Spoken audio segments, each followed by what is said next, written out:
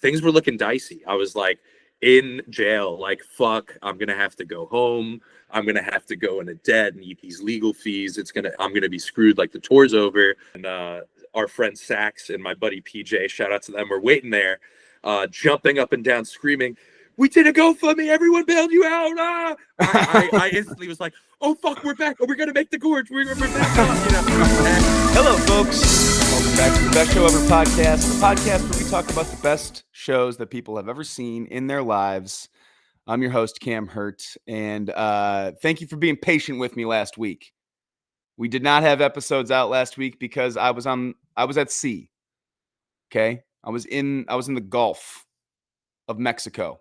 I'll have you know, performing my little heart out on Jam Cruise. For those of you who were there and attended those shows, thank you so much. Man, could not have had a better time. For those of you who are interested in what happened on Jam Cruise, we will get to that. I will have the live recording of my episode with Mark Brownstein and Andy Frasco. First live episode ever recorded ever on Best Show Ever. That'll come out at some point here. I put up a little recap video on the Patreon of just kind of chatting through Jam Cruise, how everything came together, talking about that Eggy thing that happened over in Berkeley and me quote unquote sitting in with them. I talk a little bit about that on this Patreon episode. Guys, if you're interested, I mean, just so you know, every single episode of season 4 is on Patreon, up for you on demand if you so choose to become a member of that. And this episode this week that's out right now that you're listening to is an outstanding one with Mike from BoutHalfPastDead. BoutHalfPastDead is a artist collaboration machine. It makes merch, it makes designs. Mike is the creator and proprietor of that. He puts everything that he has into the shipping of all of these things, the design of everything that goes out. He collaborates with some incredible artists. Some of those have been guests on this podcast already, Sax and Sean, and tons of great projects coming out of BoutHalfPastDead for the last like 5 years now, almost, or maybe a little less than that. Who knows? Who really knows? No, but Mike is fantastic, and Mike has gone through some shit doing all this for you guys. I mean, Mike has really gone across some tours with Dead & Co. Got himself arrested on Dead & Co. tour for bootlegging T-shirts. Crazy. This guy has been a part of the hip hop scene coming out of North Carolina. And he has been just someone who is majorly politically active in our scene. You know, there's a lot to be spoken to. There's a lot to talk about when it comes to how our scene reacts to things in a political manner. And Mike pretty brazenly, pretty bravely lays it out in pretty plain speech for people on how he feels, which is not always the easiest thing to do. It's something that I admire Mike for.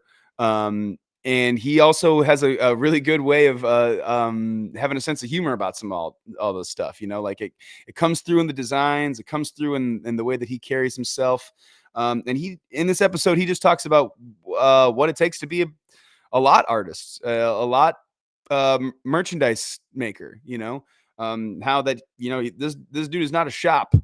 This dude is a dude who is just making stuff on his own, at his house, on his own dime. And just like what all goes into that, what really goes on for him. And if you can believe it, he's got some good stories that he's collected along the way. And so it's another great episode out right now with Sam Lucid from Dogs in a Pile. We have that conversation well before Jam Cruise, but Sam and I had a great time on Jam Cruise together. We talk about his musical influences and just, you know, being inspired and, you know, following the music in his way. And so that's another great episode that's out everywhere right now. We also have the Patreon where every single episode of season 4 is out on demand. If you want to be a part of the Patreon, Get your ass out there, pay the $4. You got every single conversation to your disposal, as well as some bonus episodes, like the one I just posted talking about Jam Cruise and the Eggy thing, the Eggy quote unquote sit-in, and how that all came together. You can find all that in the link on our Instagram, Best Show Ever. If you're enjoying these episodes, guys, please subscribe to the YouTube. It really helps out all the algorithm of it all. Go ahead and leave us a review on Apple Podcasts. Rate us 5 stars on Spotify if you're liking it. But let me get out of the way. That's enough intro for me. Enjoy this conversation that I had with Mike from About Half Past Dead. Here first, though, a little bit of music, some new music from a band called Loom. Check it out.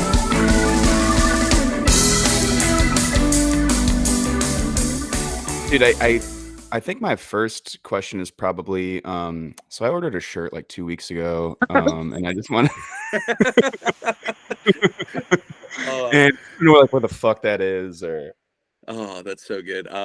It's funny. I had to once I like the brand actually started getting emails like that a lot. I'm a kind of a straightforward guy, so I'd reply like, as it said in the pre-order, 4 to 6 weeks, blah blah blah, and like that's like people would take that like I was being passive aggressive. So now I have like a very nice pre-written like, hey man, we're a small brand, you know, we procure our blanks in the U.S. We silk screen print them in Virginia. They ship it to me in North Carolina, then I ship it. And honestly, it's kind of a teaching moment when people hit me up. I got to look at it like that because it's like, you know, fast fashion is like ruining things. I'm really big about like ethical consumption, having an ethical supply chain. And like, you know, we have a work-around screen print shop. And it's just like, quality takes time, and these pieces aren't meant to be like instant gratification, fast fashion things. I want you to have this in 30 years and give it to your kid and be like, yo, this show, what do you know about this? And like, yeah, dude, yeah, these things are made to last. And it's cool because you get to say that to someone and explain like, hey, by supporting me and being patient, you're like enabling me to make this kind of art that I feel really good about. And you know, and it's different than just buying it from some big company where, you know, it's going to get shipped out of like some big pseudo Amazon warehouse. You know, I think it's worth it. And if people don't, hey, I'll give you a refund. Yeah, totally. It's like, that's the shirt that you would buy. You know, I want to buy a hat that I'm going to be able to wear for a long time. You know, or a shirt that I'm going to be able to wear for a long time. That's just my favorite bit. Like every once in a while I'll hit like Sean up and like with an audio message, be like, hey man, I just have a quick question. I ordered a t-shirt like 2 days ago and I just wanted to see where that was at. It is funny, like when you get into this, you don't realize like 60% of it is answering those messages. If you're doing pre-orders, like that's like a big bulk of the work. You're like, hey, you know, it is you don't expect to deal with it as much because in the beginning everyone knows you kind of. Your first couple followers and orders are like your boys and like people you see a lot. So like no one ever like they know it's coming. Like it's people that know you. Once it gets past that and it's like strangers, it gets different, you know. They're like, you know, I'm just a guy. Yeah. I'm not Walmart, you know. Yeah. And it's funny, it is cool, like to have people have those expectations is cool because then it's like, oh, I can build. People expect that of this, and that is something I'm like a little more open to building towards now. Like when I started this, I was like Mr. Politics, like I'm not a capitalist, like I just like making art. And but now a couple years into this, I've seen kind of how a lot of the little guys get stamped out because they can't compete with the expectations, and these big kind of corporate bodies are moving in and kind of eating up what should belong to Shakedown. And so I'm a little more willing to play the game and expand things and be faster with shipping, but never at the expense of, you know, it being high quality and it being ethical. I'm not trying to crack the whip or be running a sweatshop over here, you know? Yeah. And like you said, you'll attract the customers who understand, and like those are the customers you want anyway. Like that's the type of guy that you want buying your shirt, or type 100%. Of person buying your shirt anyway, is someone who's like, I'm buying this because it's going to be really fucking good. This guy cares, and the art is dope, and it says something. You know, it's not just fucking a donut. Yeah. With nothing wrong with that. I love making silly art. I do, and it's funny. It is. Sometimes I've done some pretty stone, far out there pieces, and then I'll just do something that's kind of silly and easy, and I'll like work on a piece for 3 months, and like so, it's not about how many you sell, and sell like an okay amount of shirts, and then I'll put Cherry Garcia wearing a t-shirt that says free thugger, and it sells so many, and I'm like, come on guys, this is the one. I put no effort into it, but you know, it's all valid. And I do think you know, you're a comedy guy. I do think making someone laugh is kind of as valuable. Having a t-shirt that'll give someone a smile at a show is like, so I do find myself leaning towards that more and more the deeper I've gone into this. Yeah, like it's easy to forget that that's what you're trying to like, you know, make something that makes someone smile, and then when they wear it, it makes other people smile. Like, and I'll do that when I'm like pitching myself to, you know, like I'll reach out to a manager to see if they'd like to be on the podcast or something, and I'll read the email. It's like, this is the most boring, not funny. Like you get people excited when you make them laugh and, you know, make them smile and stuff. So yeah, I'll send the most like unprofessional email of all time that's got some good jokes in it, and they'll be like, that was funny, you know. We'll at least respond to that, you know. No, and if you're answering emails like that all day, like I always love, like if people are messaging me about shipping, there will be people that are very professional about it, you know, as if I'm like in a customer service department and they got the order number and and it's like it's very official. But then there will be a dude that's like, "What's up, man? Look at what," and I love that. Like the dude is like, it's very like it cracks me the fuck up. And that's kind of how it's funny. I only very recently learned like corporate voice. For years doing this, like working with the artists I work with in the dead scene, it's like, "What's that, brother?" Like I'm just not like, I never had to write like a real email until very recently, and which is a privilege, you know. That's how we talk to like a virtual assistant now. You know, we talk like all inauthentic to like a fucking, you know, guy that's not there. Or like that's how you, like when you call up customer service, you're like, "Hi, my name's Cameron Herdt. I made an order. Order number is number 7-3." You know, like that's not how you fucking talk. And so like there's like very few times that you're gonna like authentically reach out to a business or an entity and be like, "Hi, I'm just a person looking for their shirt." Yeah. All good, and you're like, "Hey, I'm just a guy shipping the shirts." Yeah. And it's nice to like, that's what's cool about this thing is like, it is just, you're directly supporting and engaging with an artist, you know, and you're not just hitting up some AI chatbot. But it's hilarious. My AI chatbot is unprofessional because of me. I have a little AI assistant I use to ask questions and shit. It talks like me now. And it's like, I like fucked up the AI. Like they're going to wipe it and take it off the fucking server. It closes out. I was into Warhammer 40K for like a week. I got like deep into the lore and I kept saying to my AI, "Glory to the machine god." And now it says that to me, like when it finishes a thing, because he thinks it's funny.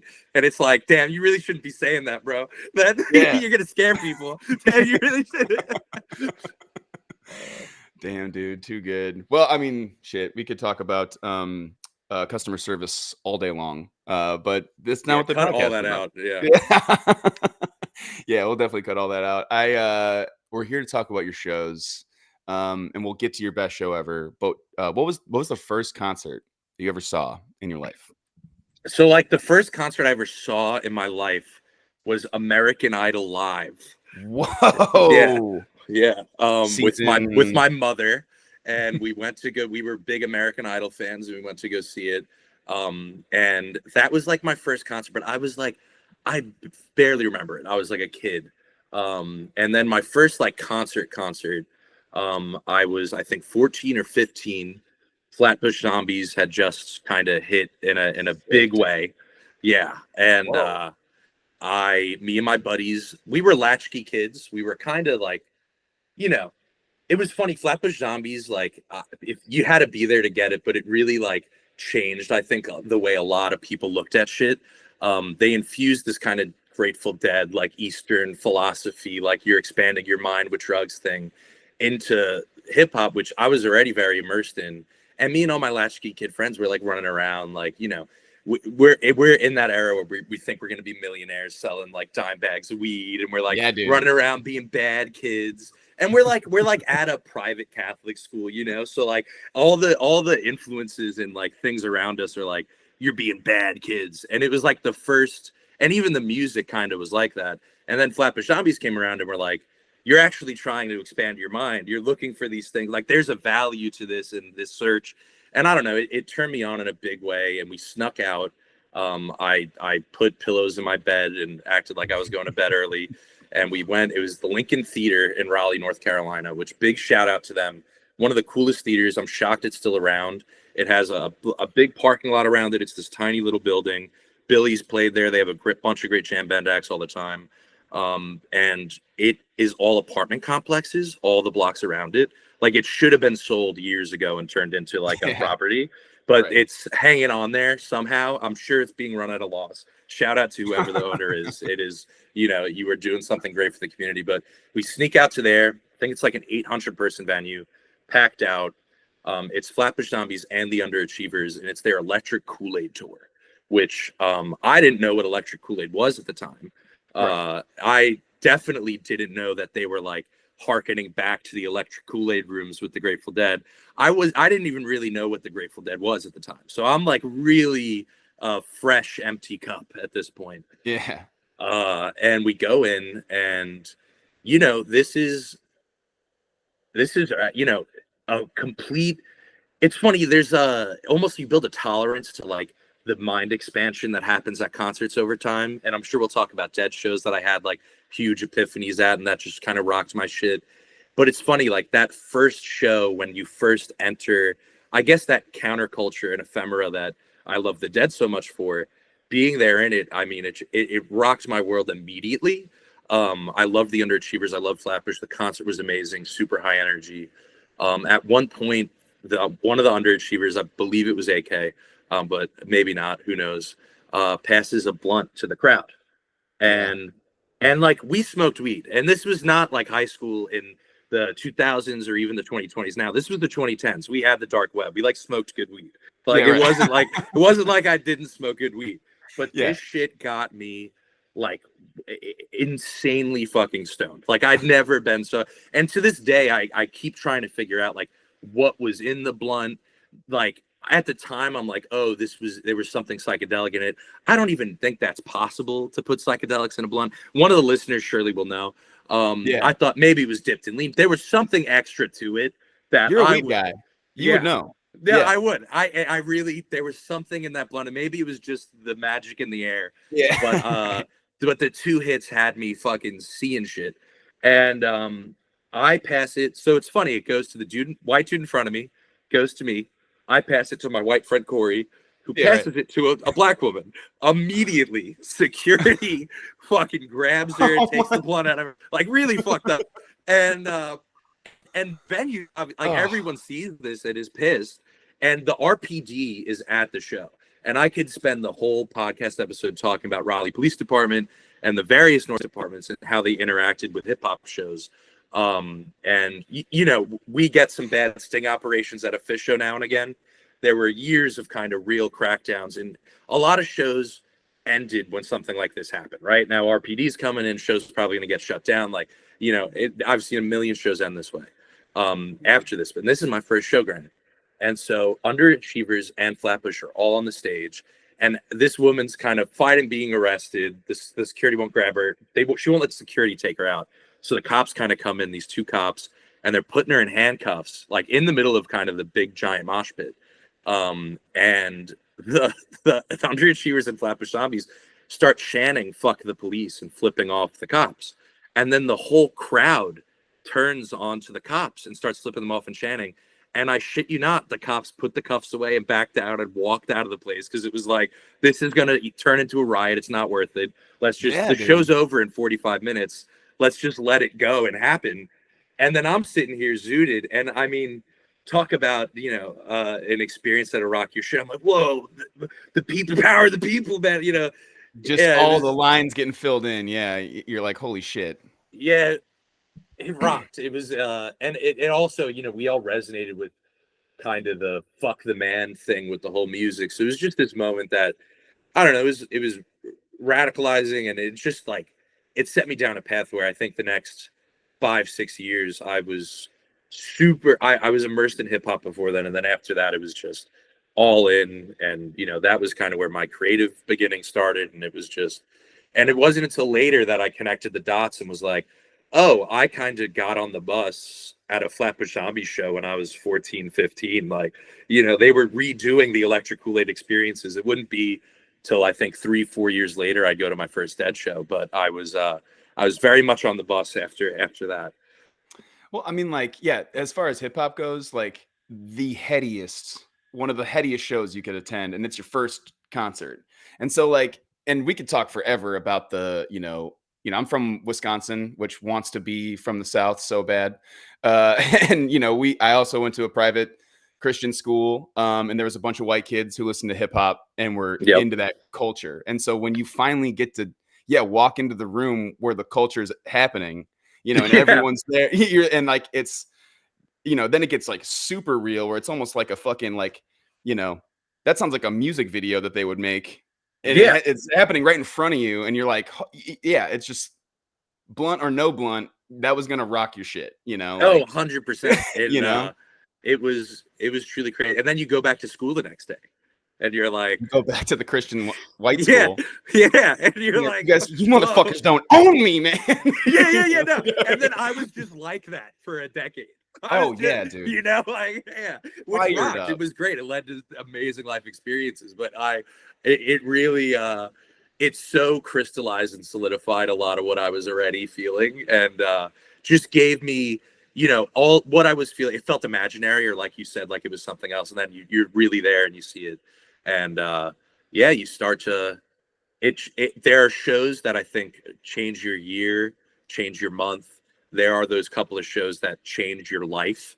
And that was for sure one of them. First one, dude. And then, living in Raleigh or like living in Wisconsin, like there are there's always something to say fuck you to after that's how you start feeling and thinking. Yeah, 100%. There's always something to be like, dude, fuck. Whole town, or like the whole, like, religious aspect of where I'm from, or fucking any number of things. And it sounds like, that just like flipped the fucking switch for you, dude. Like, were you looking for more? Were you seeing a bunch of hip hop after that, or were you looking for? Oh yeah, I years spent, and I mean, I have some really cool stories. It's funny. One of the shows I probably should bring up, the honorable mention. There's details in this I probably can't even. I happen to be in San Diego, in bottle service at this club, and I'm 19 years old. This is a couple years later, and I'm visiting a friend, and we're there, and Young Thug, who recently was freed, came out actually with Rich Homie Quan at this club, and they did Lifestyle, and I have a shitty, horrific iPhone video. But you'll get a kick out of this. I'm in San Diego, and I'm trying to be cool, and I have my sunglasses on in the club, and it's like a small, like there's like probably a couple hundred people in there, and the Young Thug's DJ, I shit you not, goes on the speaker. This is a real, and he goes, and everybody in the building, take your fucking sunglasses off. This ain't Hollywood. This is San Diego. He knew what he was doing with that too. San Diego people were like, fuck yeah, dude. Fuck LA. And you're just taking them off and shoving them into your pants or something. Yeah, it was crazy. And then I ended up befriending a lot of people. I lived in a house with a small hip hop enclave for like a couple years, and we did a bunch of shows. I knew a bunch of local acts, and it was funny. Like, DaBaby was kind of supposed to really take us to the promised land. And then obviously, he is Raleigh, isn't he? Yeah, he was Charlotte, and we were kind of Winston-Salem kids, the rap scene that I was in, and there was this girl, Tia Corinne, who is amazing, and was poised to be like the next Doja Cat, and like in that realm of female rappers. Some of the first art I ever did was for her stuff, and she had a contract signed with him to do a remix of her biggest song. And the music video, you know how music industry stuff works, like a contract signed, the music video is made, it releases a certain day. The music video released the morning after DaBaby made those comments at Rolling Loud. So her YouTube video got all the dislikes and like the Cabine comments and shit. And it was funny. It was the collateral damage of the DaBaby cancellation on top of the hip hop police cracking down, and on top of a lot of people I was friends with, kind of getting like really caught up in the life and shit getting kind of dark. I found myself leaving hip hop a little bit, and I'd been going to a Dead show here and there. And then it wasn't until I did like a 4-show run kind of selling shirts that I was like, oh, I like the people here. I'm getting the same energy. You know, there's kind of a countercultural thing going on here. And so much of the Dead, you know, I think Phil Lesh said it once, we're not a 60s band, you know, we're a 70s band. So much of the music is kind of about the aftermath of kind of a crazy era like the 60s was. And I posit in the 2010s we did more drugs and fought more cops. But you know, Yeah. the kind of come down after that, it was definitely the right place to kind of ease my woes and hide out for a little while after things kind of hit the fan in the hip hop scene, especially down here in North Carolina. Man, that's crazy. That's such a cool line to draw, because like especially between like the come down of the 60s and the come down after like pretty much 2016 in our country, like it feels like since 2015, 2016, the bus has gotten packed, and there's a lot of there's a lot of people on it. There's a lot of people on it. There's a lot of people taking mushroom chocolate bars, man, and there's you know, and doing shit like that, and like wanting to be a part of a stepped back, calmed down, fuck you, dissociation from the reality that we have to fucking live in this country. And it feels that's a crazy line to, I mean, people make the comparison between now and the 60s or 70s all the time, you know, especially like 2016 to 2020 with the protesting and all the stuff that we were doing as a country through that. But like that it wasn't just YouTube videos that got people to come out and see the Dead. Yeah, it definitely was this like feeling as a country that like, yeah, 100%. Yeah. Yeah. 100. And it's funny, there's a lot of parallels to the 70s, but the biggest parallel to the resurgence of the kind of touring lot culture, whatever you want to call it, in the late 2010s, it's tantamount to after Reagan won in the 80s. Yeah, the dude. Dead had their biggest fucking Boom. Those were the biggest tours. And like people, I'm sure the suits that look at the analytics understand this, but I don't think in general people realize like that is a big reason why this has come back in such a huge way. And it was cool to kind of, I knew that's what I came here looking for. And so it was cool to then kind of dig deep for, the Dead playing with the Black Panthers and the Dead doing a show for Bobby Sands, and like finding those radical elements that had maybe been lost over the decades to give to people who were looking for the same thing, you know? And it's been the focus of, it's why I'm so fascinated with it.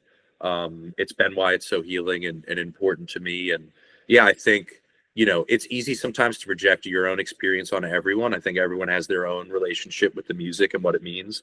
And definitely, like you said, the bus is crowded, and in a good way. I think there's a lot of people coming from all sorts of, all sorts of backgrounds that found this music however they did. And I will say, though, there is then a shared value to what you described, which may not even be my personal set of values, but it is one that I love partaking in the vibe of, where it is kind of this, let's say fuck you and let's eat the mushroom bars, man, and fucking, you know, and I never thought I'd live to see the day where everything's so mainstream. I mean, I remember like it was a weird, all this stuff was weird and kind of on the fringes until fairly recently, at least it felt like for me. And part of that might have been growing up, but I think part of that was just it naturally kind of got more accepted and things grew, and it's funny to see how that's shaken out. It really is. Yeah, I think that I've talked to Danny Evans, This Old Engine, about this specifically. Like he talks about when he moved to Boulder, he's like, it was like me and a couple heads working at like a head shop, and Boulder was not Boulder, like how you visit Boulder when you go there for the Dead & Co shows now. He's like, Dead & Co wasn't fucking playing Folsom in 2014, you know, like hell no, and so super interesting reaction, and that's how it all works. Like that's how culture and history works, is everything is always a reaction. And so shit, dude, did we just go Nixon, Jimmy Carter, Reagan, or and then Nixon and Reagan are both Trump in this one, and then fucking Joe Biden's Jimmy Carter? What the fuck? Joe Biden is Jimmy Carter. I hate to break it to everybody. It is. It's funny too. Now, like there was kind of a lull. Like I did feel like when I first started, I didn't have an Instagram account when I was first ripping shit on lot. I was just like making t-shirts and people would like them. And during the Trump era, I got away with some real political, edgy ones that people were like, fuck yeah.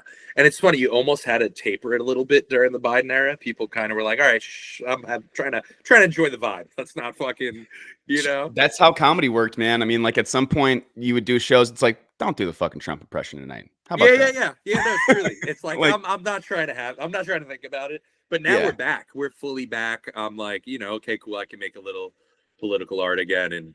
And I do think it's cool. Like I said a little thing on my story. People were asking me to speak out about the election, and I didn't, because I didn't really feel like it was my place. But I did say this. I was like, I do want to encourage everyone. Like, our scene does a really good job of getting energized every election and getting everyone out to vote. But our scene also is really good sometimes. I've seen the way the community comes together to do other things outside of voting that are perhaps more impactful. And I was just really urging everyone, like, hey, this energy we build up every election, let's keep it going, and let's actually, do good things consistently, get involved in our local communities, grassroots. There's a lot that I think we all have to offer. And I brought up Mickey Hart saying, he's like, the energy we create at these shows and that everyone gets to take part in, it's meaningless if you don't go out and do something with it. And I think a lot of people feel that message. I mean, just around the Helene stuff, everything I saw the community do, we did a little fundraiser and the community got super behind it. And then I found people through the Deadhead community that were doing stuff from Asheville, that were in Charlotte, like staging supplies. And then like the best, most impactful donations we made were to people that I met through the Deadhead community that were out there directly helping people. And it's just, there are times, sometimes I maybe question if I was a naive, manic kid when I ascribed all these values to the Grateful Dead and the touring scene. There have been times I've had my rose-colored glasses with that ripped off, but there are times like that really restore my faith in, like, oh no, what this meant to me is what it means, and it is important, Oh yeah, man. And we do a really good job of letting everyone know we need to vote. But like moving here to the Bay Area recently, I'm in this now this group chat with a bunch of Bay Area deadheads. Shout out MXB Candelabra. We love MXB. Shout out MXB. Shout out to MXB. But if like those guys in that group chat are talking about like, we're going door to door for this candidate locally. If you guys want to sign up, and we can actually get you paid for this, or we're going to be doing phone banking. If you want to, hit this link, you can do it at your house by yourself if you'd like. Like, a lot of organization and just getting people aware of what's going on is like super important. And I think that there's sometimes you'll go to like a Dead & Co show and you'll be like, man, do all these people here like have the same interests as me, or do they all have the same, like, I don't know if am I sitting by like a bunch of rich people right now? Am I sitting by a bunch of fucking, people who are wearing a tie-dye, but then they're going to go fucking vote against my interests right now? But then the answer is yes. You are. The answer is yes. The answer is super fucking yes, especially if you're at the goddamn Sphere. But I fucking there's just and I think what's cool is the shared values across class. I think there's a lot of power in that too. Like, I'm an anarchist in North Carolina doing fundraising. A lot of what we gave to for Helene were like anarchist mutual aid funds and stuff. And a lot of the donors and people who got behind the shirts were like, I have a tour buddy from Billy Tour who works at Turning Point USA, which is like the arch nemesis of the political work I do. Dude bought 4 shirts, and kicked in. And it's like I think there's power in like the shared language of it, where like, we can all be good human beings. And it's funny because I even saw that with Helene Relief. I only went out a few times, but when I was there, it was like a lot of like hippie ass or like, alternative ass, blue hair, septum piercing tattoo people next to like a MAGA dad who brought his chainsaw, just like everyone ready to help, and like and I don't know. I think going around the country and meeting so many people, especially as someone who could have been very deeply in those leftist echo chambers at certain times, any echo chamber is bad, and just getting out in the world and actually interacting with people, and you realize most people are good and want to do the right thing by their communities and other human beings. And it kind of, I don't know, there's so many things about this whole scene that has really helped keep my faith in humanity and that we'll get through. It's kind of the stuff we're facing. And perhaps that's been the biggest importance of it to me, we'll do. So, do any of those dead shows fall under honorable mentions for you? Yeah. Do you have any honorable mention shows? So we haven't done best show ever yet, right? We're We have waiting not. for that. Okay. We have just talked about how fucked up this scene is, dude. Yeah, No, dude, fuck this scene. I hate it so much. No, it's so funny. There are some negative elements of the scene because it's social media and there's like stuff that, but it's so outweighed by people who are cool. It's like, and that's how you know you pick the right place. Like sometimes I think we expect every deadhead to 100% be the best person, and that's a little unrealistic. And so you rub up against some assholes, and you're like, oh fuck, maybe it's all fucked up. And then the selection of people you get compared to anywhere else it's like 50-50 you're bumping into an asshole. Deadheads, it's like 90-10. It's like a way better ratio, you know? Exactly. And like negative stuff on the internet does better than, you know, everyone was super nice at this show. Like, yeah. What does better on the internet? I had a great time in the Billy Strings pit. With me and my family. Yeah. Like people are like, here's a picture of an asshole, and everyone's like, oh, you know, like you have to. Yeah. And like it's funny because I think sometimes you could get down on yourself because you're like, oh, the scene isn't living up to its stated values, and people are kind of being competitive with each other, this, that, and the third. And it's like when you take how competitive normal society is, the amount of actual collaboration and support people have for each other is shocking. You know, and like you can get bogged down by people being competitive and, you know, but when you then look around again and look at how many people are supportive in a way they don't need to be, you chose the right place to hang out for sure. I mean, that's why I'm collaborating with a bunch of stoned artists right now and not a bunch of comedians. No, and it's funny. I have some friends in the comedy scene, and it's brutal. And that's the thing. Having friends outside of the scene that I talk to about their corporate job, they're trying to make it in the New York comedy scene. They're this. Yeah. I often find myself feeling a lot of gratitude for what I get to do and the people I get to interact with. It's nice. Yeah, you guys will be like, dude, your shit is so awesome. I don't think any of my comedy buddies ever said your shit is so awesome. They're like, you sure you're gonna do that joke or? Yeah, 100%. No. You know, and everyone gasses each other up in a way that I think really keeps the engine rolling. You know, I think so. But yeah, totally think so. Show wise, man, I would be remiss if I didn't mention 2023 tour was my first time setting out. I wanted to do a whole Grateful Dead tour. I've been saying it for years since like 2019. I was like, I want to do a whole tour one summer. And it was the last one. Allegedly, we might have GD60 this summer. Right. But at the time, it was the last one. And I was ripping the whole thing. And I actually many people probably noticed, I got arrested earlier in the summer. And things were looking dicey. I was like in jail, like, fuck, I'm going to have to go home. I'm going to have to go into debt and eat these legal fees. I'm going to be screwed. Like the tour's over. I just lost all my merch. Like I'm broke. I'm done. It's over. I'm not going to make the Gorge. It was like my big thing in my head because I always wanted to go to the Gorge. It was probably the last chance to see Dad and go there. It was like, you know, since I was a kid, since like I was a teenager, it's like, yeah, got to get to the Gorge one day. Same. And when I got released the next day and our friend Sax and my buddy PJ, shout out to them, were waiting there, jumping up and down, screaming, "We did a GoFundMe! Everyone bailed you out!" Ah! I instantly was like, "Oh fuck, we're back! Oh, we're gonna make the Gorge! We're back on!" You know, and so when I inevitably made it back through the tour, and then it was funny, like BHPD was for fun up until then. You know, I never really kept books. Like, you know, money came in, money went out. Like it was never, I was never organized.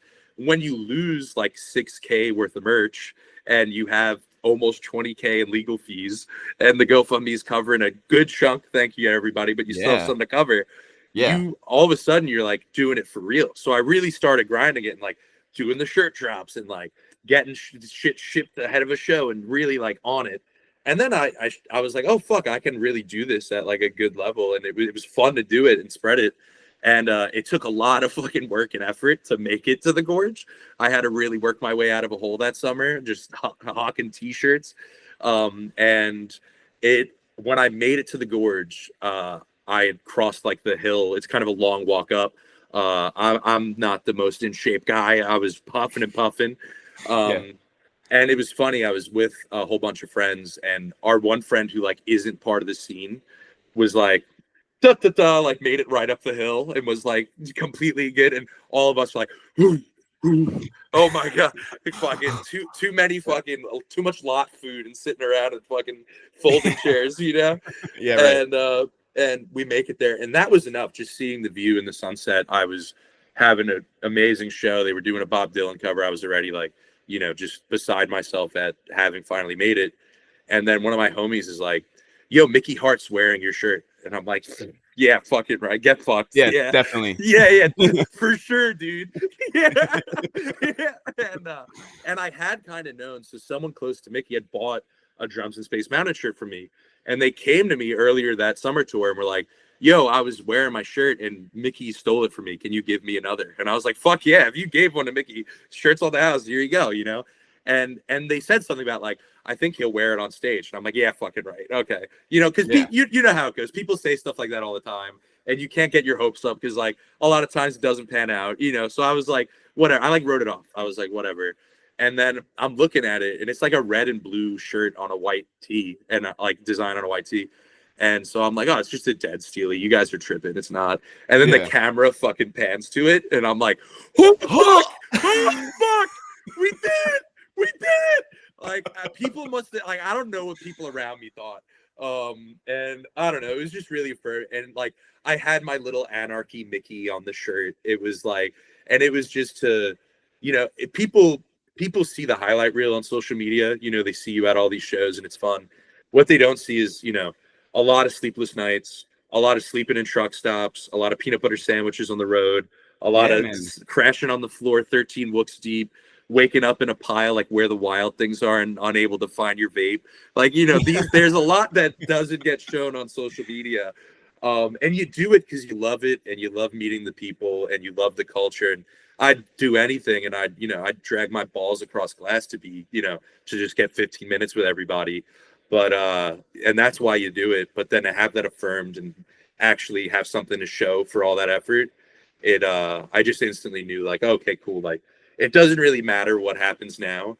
Like that is a huge W. I have it framed and put on my wall, and it's like, all right, cool. Like that'll always be a moment.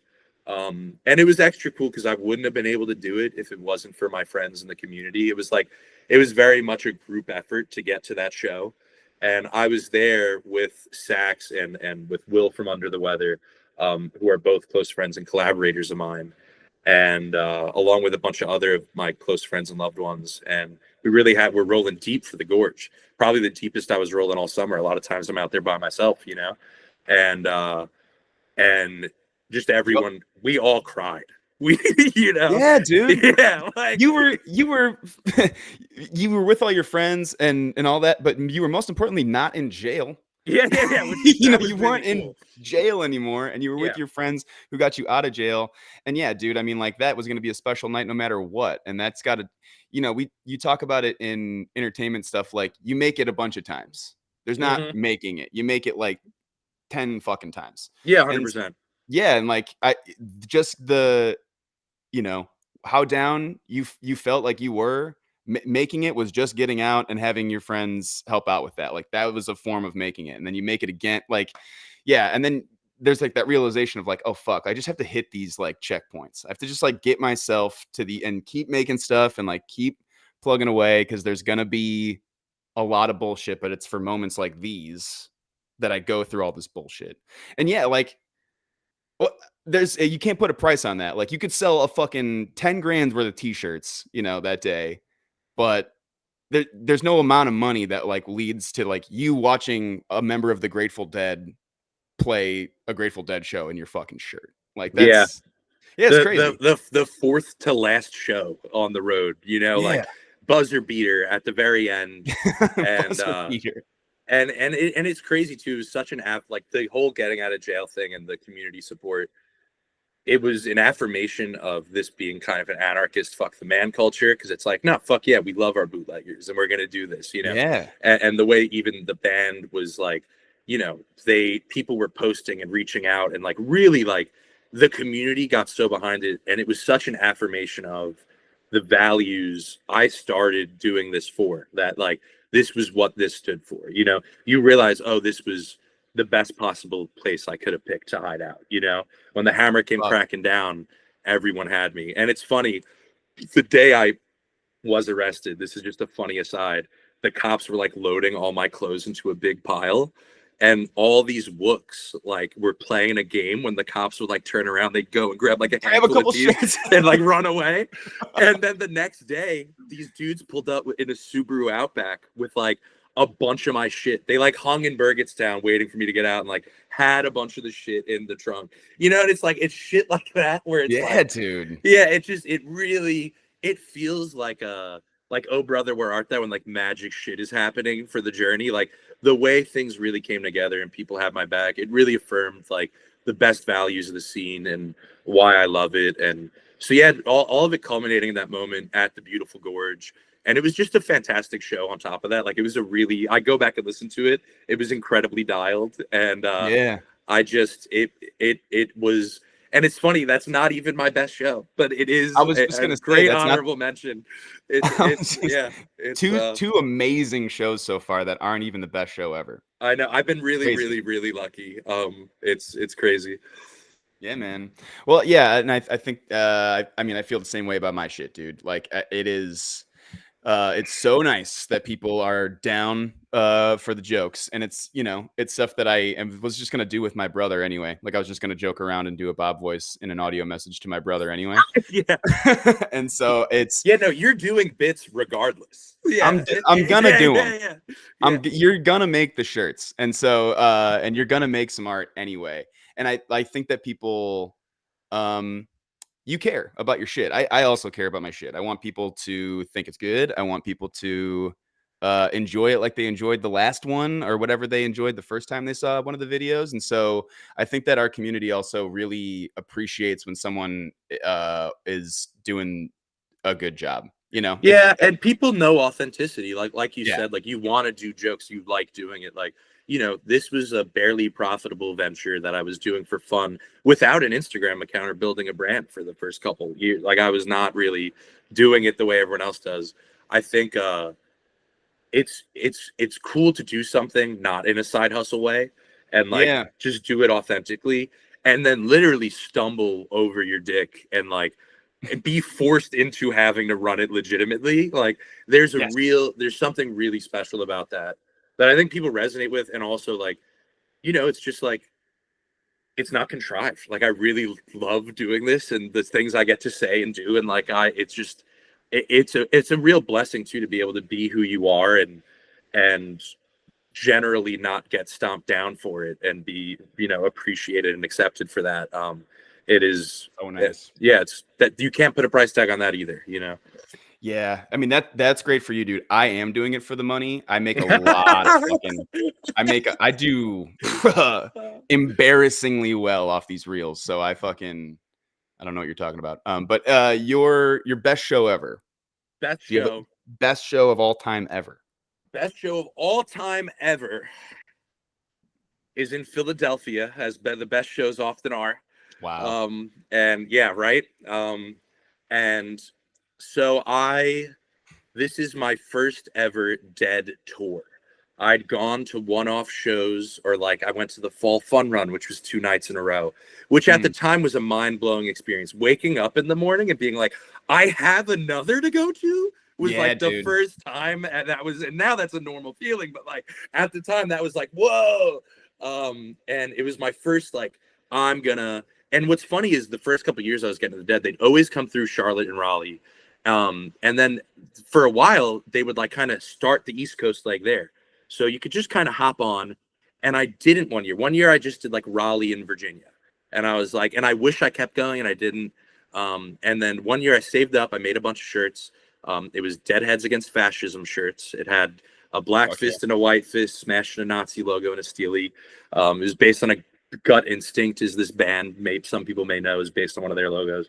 And we did it as a fundraiser for Last Prisoner Project, which was getting people out on marijuana charges, right? Which is funny. That was like our first fundraiser, and I ended up having to get bailed out of jail by the end of it. And it was funny, like the Raleigh show, some dude walks by in like a VIP pass, and I'm like, hey, could you give one of these to O'Teal? Because O'Teal at the time was doing And he still is doing Here Comes the Time podcast, which is great. And he was really, really political. He actually had like cousins that were protesting in Charlotte that I vaguely knew. Like he was like involved in like talking about these issues. I'll never forget him asking. He would ask everyone he had on that summer, like, "What's your advice to the kids out there protesting?" And Bob Weir was the only one who gave some real ass advice. Like everyone else was like, "Be nonviolent," and da da da. and Bob Weir gets on the mic real serious and is just like, "I'm just gonna say whatever you do, be smart." Oh, just fucking, we love Bobby. We love the king.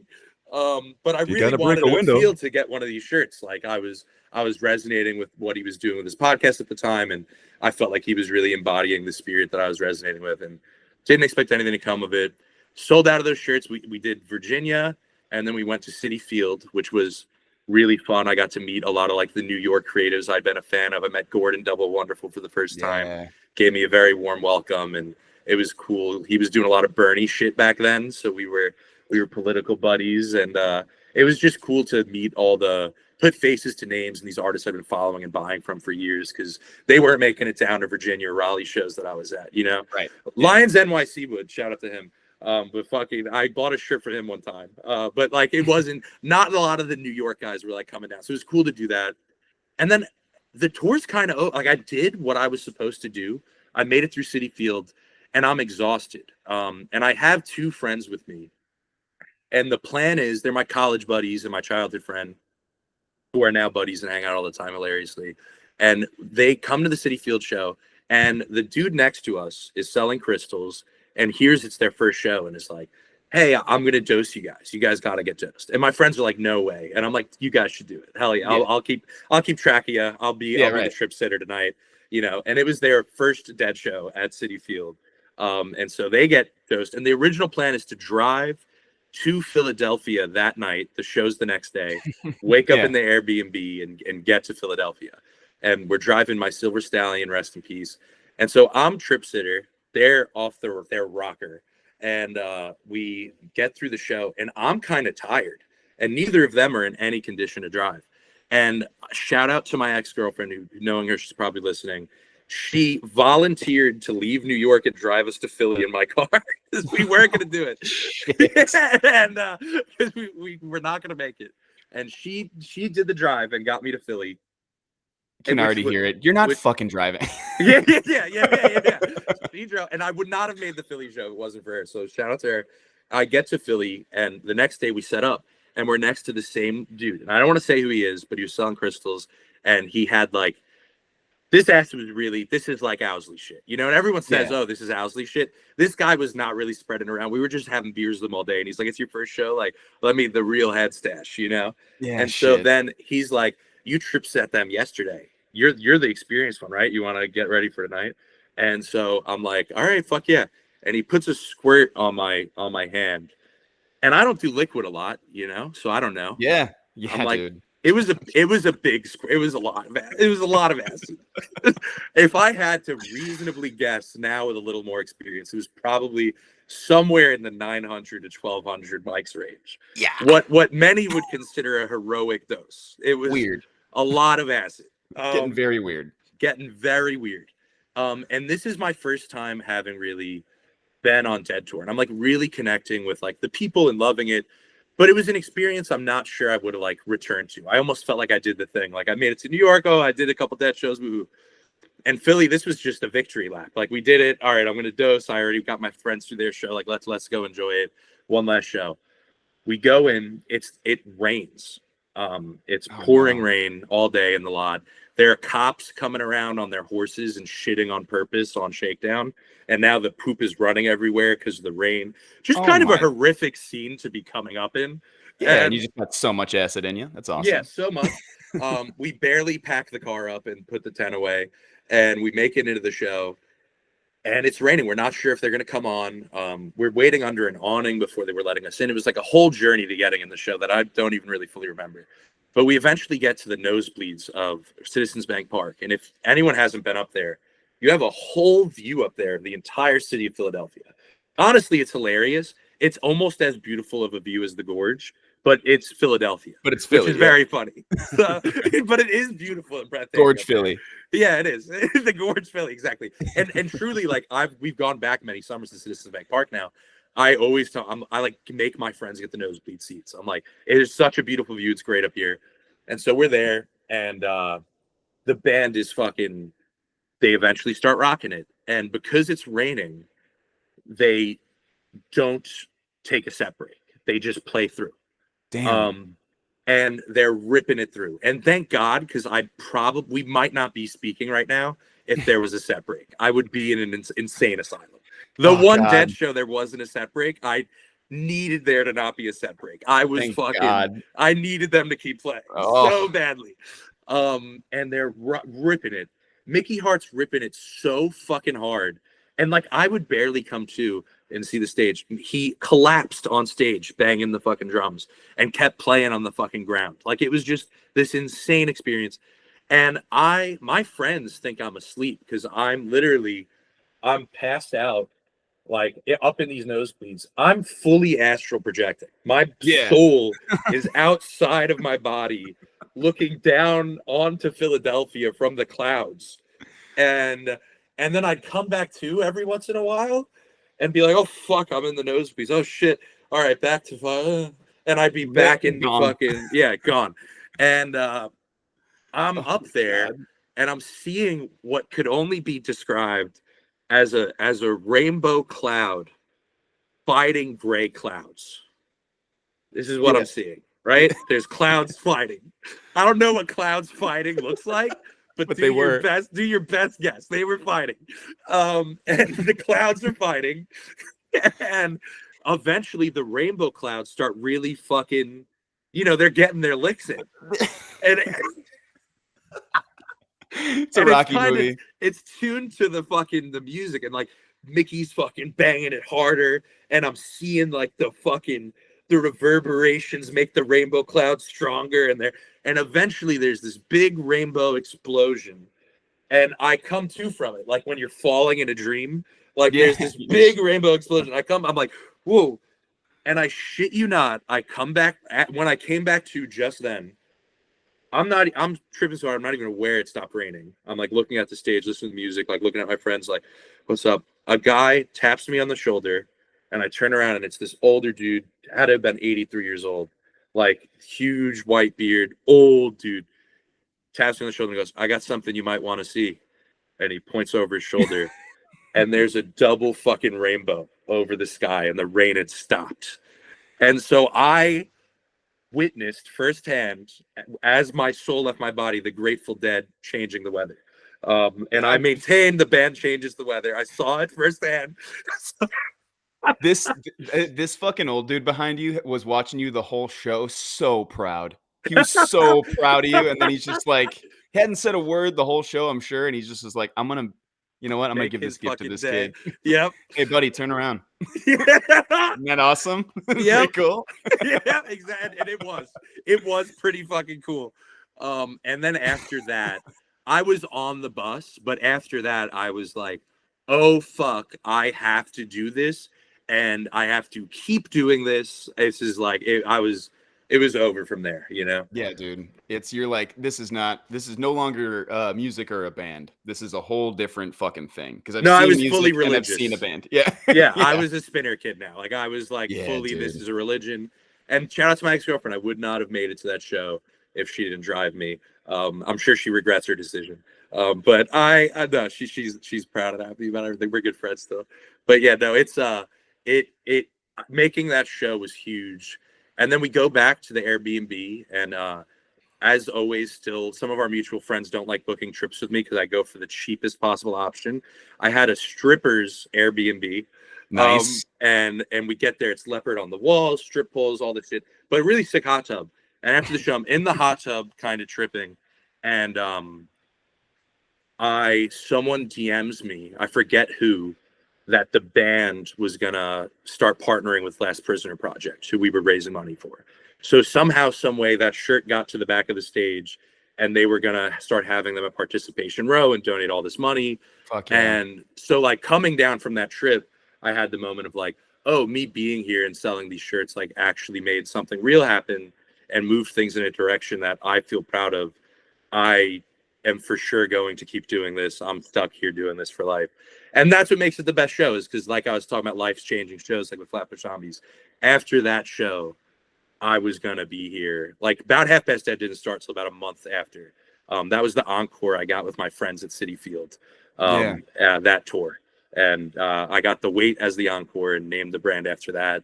And that show, and then obviously the brand's been a crazy journey. So that show changed my fucking life in ways I don't think I could ever explain. Yeah, dude, I'm like, what a fucking unbelievable come down Dharma stroke that you get there at the end of like, this was the right thing to do tonight, and you've been doing the right thing already, and you're gonna keep doing the right thing because you're in the right spot. Yeah, man. It's like, I mean, those moments are really, really, really important to have and like keep having, you know, and like the trip and the double rainbow is fucking sweet, but like that moment is like what it's really. That's what you were really made searching it all for. come together. And it's funny, like when we talk about what I was searching for, you know, I'd lived through two, people may dispute this, two rigged Democrat primaries where Bernie got screwed. I was heavily involved with activism. I saw the hip hop culture culminate in the 2020 riots, which had been crushed at this point. You know, I was feeling like the dark clouds were winning, so to speak. And it was cool to suddenly be in this space where, oh, we're going to change the fucking weather. The rainbow clouds could win, you know? And then that was just an affirmation of that feeling. And it was really powerful. I have the hairs on me are standing up. I don't talk about it a lot. When I do, I get like, it's a really powerful thing. Yeah, man, there's like so many people who won't fully understand that. They're going to be like, yeah, man, you took a bunch of acid at the Dead show and you feel like we should fight hate with love? Cool. Like, you know, like, I'm a guy who so many his mind, is what I am. Like, you know, like I'm a guy who like I'm this story. You're like, be careful with the drugs. Like, watch it. But I mean, there's so many people right now that are there's so many people listening to this that are like, yeah, man, had that night. For sure. And meeting people over the years that I've been able to relay the story to and talk about my other experiences that made that so impactful, and just the amount of understanding and grace and open-mindedness that I'm met with in the scene to enable me to explore those parts of myself in that journey. And then talk to the older heads who like that guy who pointed at the rainbow, have been around and have been through this before and maybe even lived through the 60s. Like, I talked to a guy recently who was at the Black Panther show that I did the shirts for. Fuck. Yeah. And it's like, these people are still around and I get to meet these people and talk about my life experience. And it's funny. It's sharpened my rainbow blade in a way that I do feel like looking for something that could fight the gray clouds. I did find it in many places in the past couple of years doing this. And, I'm really thankful for that show. Yeah, we do a lot of making fun of old heads being like, I saw Jerry and you didn't, and whatever. And but there's really like when you meet people who are real old deadheads, you know, that have been around, you know, they help you with these experiences and they see what you're doing and they're excited about it. They're like actually interested in how you got to come to the music and how you got so inspired by the music. That Steve Silberman was one of those guys who like, I love Steve.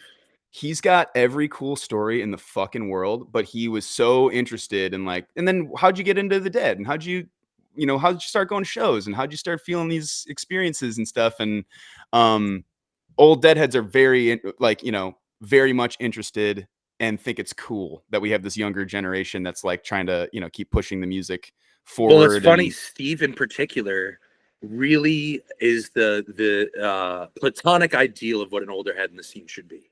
He was not only a historian of it, but he helped, I think, so many people understand their place in the scene, and then on a large level, their place in the world. You're eventually going to ask me to do plugs. The only thing I want to plug on this podcast is Steve Silberman's book, Neurotribes. Fuck yeah. It is incredibly instructive. I'm also autistic. Steve was as well. And I didn't understand my place in the world well until I got to read Steve's book, Neurotribes. And it basically posits that it's a difference in the brain. It's not a disability.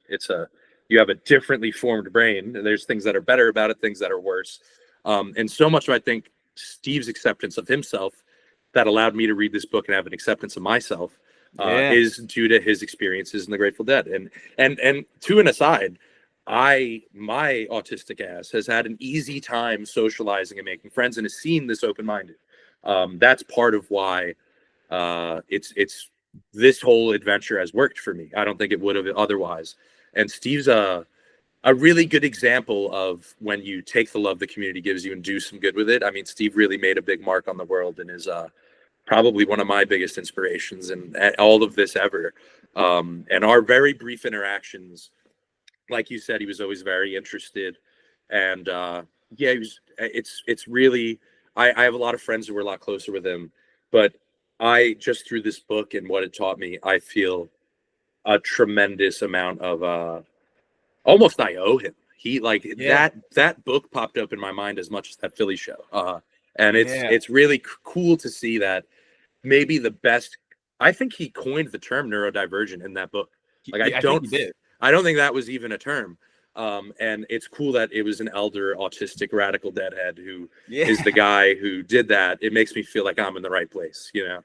Yeah. I mean, special guy in like in a very, very special scene. And it is cool to just go to these shows with your friends and enjoy the music and think improvisational jamming is cool. But there's been some really major world shifts that have happened from the people who have been a part of the scene. And to think that you're involved in that, or to think that you play a part in that in the history in the same way that a super legend like Steve does, that it reaffirms things and it makes you work a little harder. And like you said, you feel like you now have a little bit of a debt to pay of like, I've got to make sure that I'm that sort of a pillar in the scene, or I'm that sort of a, just an example, of no, and it's so funny you talk about debt to pay. This scene's given me so much. And it's funny, like, there's actually been a couple shows in the past couple months where like there's a younger kid and I'm like, yeah, take my fucking, I'm gonna go to bed early. I'm tired. My back hurts. Like, I'm like, I've had my days in the sun a little bit.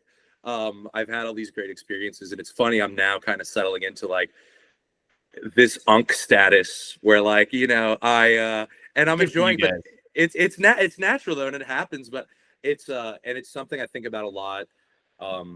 This scene has gotten a little tougher, especially on the merch side. I think if you're trying to make it, like, if I was trying to make it now with the fees of vending Vegas and like doing Dead & Co art, bootleg art, it would be a much different story than when I can pull up for free in a parking lot and travel. You just needed gas money really to make it work.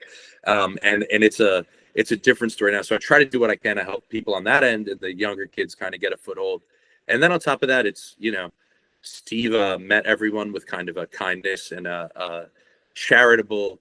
You have to meet everyone and not feel like you have them figured out. And this scene's good for that. A lot of people are like that, but I always leave open the room for curiosity and that I can get to know more about somebody, and to where my initial judgments aren't there. And that's something that's kind of been forced by this scene being filled with people who I maybe would judge based on things that kind of come together on this planet. And ultimately with Neurotribes, that's what Steve's talking about is, we all accept each other's differences, and people have strengths and people have weaknesses, and it's all of this doesn't work without community, and and searching for real understanding, and not perceived understanding of what it looks like, or actual understanding of a person. And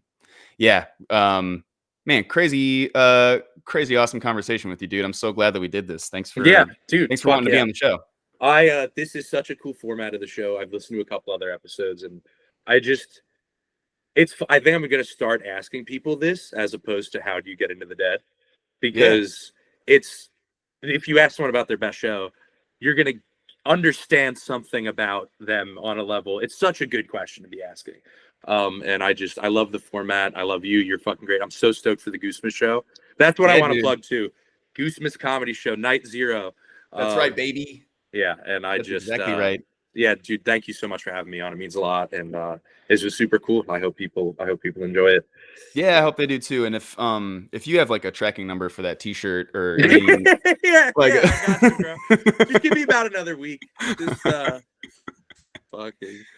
Black Ops 6 just came out, so we're a little, things are a little clogged up at the moment. Fucking yo, check this out. This is what a degenerate I am. I've been eating Little Caesars pizza exclusively for Black Ops fucking double XP codes. If you think I don't have some fucking crazy bread, like bags in the fucking trash right now, like I You don't know need what to it is, go dude. through Hot and fucking ready.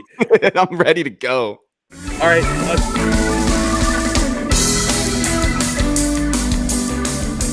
Man, that was my talk with Mike. I fucking love Mike. We could do a 4-hour conversation on Mike, and all the different segments of that episode. I mean, there are things that we just do not even touch on in full, that need to, that whatever. I fucking love Mike. I love his stories. I could talk to that guy forever. Check out his page. Make sure you are checking out when he drops stuff. It comes out of nowhere. You never know. He might do some Sturgill shit. He might do some Billy shit. He might do some Panic shit. Fuck, he might fuck around and do some fish shit and just make a guy like me super happy. Check out BoutHalfPastDead on Instagram. Make sure you're following. Make sure you're checking out his art. Buy something from him. He might send it out your way. And like I said, guys, please subscribe to the YouTube if you're enjoying these episodes. Make sure to check out the Patreon, see if that's something that you're interested in for $4 a month, having all the episodes on demand, and also bonus episodes for sure. If you listen on Apple Podcasts, make sure you leave us a review. If you listen on Spotify, make sure you give us 5 stars. But most of all, guys, until next time, have a great show.